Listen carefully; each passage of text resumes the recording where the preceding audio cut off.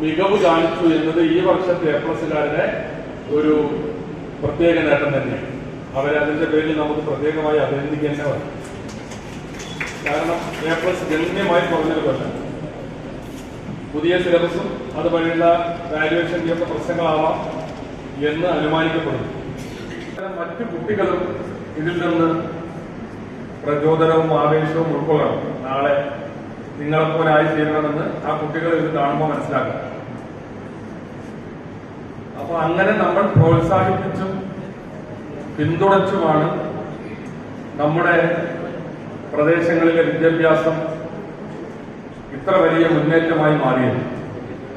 അപ്പൊ ഇന്ന് 99.73% വിജയമാണ്.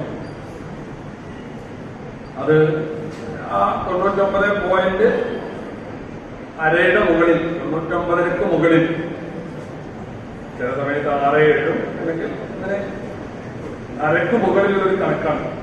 99ക്ക് മുകളിലുള്ളൊരു കണക്കാണ് കഴിഞ്ഞ കുറേ വർഷങ്ങളായിട്ട് SSLC റിസൾട്ടിൽ ഉണ്ടാവാം. പാലക്കാട് ജില്ലയിൽ ആ ആവറേജിൽ അല്ലെങ്കിൽ അതിന്റെ കൂടെ എത്താറ്. അപ്പൊ ഇതൊന്നും കുറെ വർഷങ്ങൾക്ക് മുമ്പുണ്ടായിരുന്നതല്ല, ഈ അടുത്ത കാലത്തായിട്ട് നമ്മൾ നേടിയതാണ്.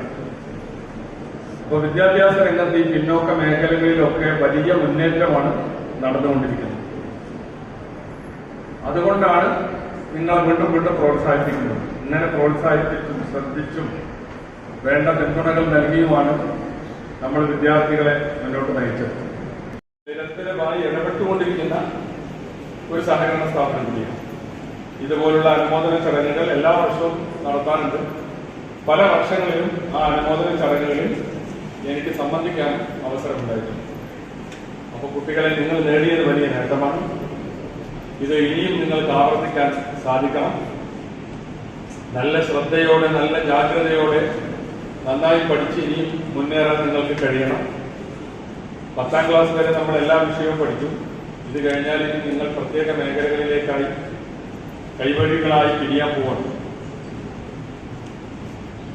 പിന്നെ ഹയർ സെക്കൻഡറി സ്വാഭാവികമായും ഹ്യൂമാനിറ്റീസോ കൊമേഴ്സോ സയൻസോ ഒക്കെ ആയിട്ട് തിരിയും. അത് കഴിഞ്ഞാൽ വീണ്ടും നിങ്ങൾ അതിൽ സ്പെഷ്യലൈസ് ചെയ്ത് പോകും. അങ്ങനെ സ്പെഷ്യലൈസ് ചെയ്യാൻ ധാരാളം പുതിയ കോഴ്സുകളുള്ള കാലമാണ്. അപ്പൊ നിങ്ങളുടെ അഭിരുചി നിങ്ങൾ മനസ്സിലാക്കണം. നിങ്ങളുടെ കഴിവുകളെ നിങ്ങൾ തിരിച്ചറിയണം. അങ്ങനെ അഭിരുചികളും കഴിവുകളും തിരിച്ചറിഞ്ഞ് നിങ്ങളൊരു മേഖല തിരഞ്ഞെടുത്ത് പോയാൽ നിങ്ങൾ കൃത്യമായി എത്തേണ്ട ഡെസ്റ്റിനേഷനിൽ നിങ്ങൾ എത്തിച്ചേരും.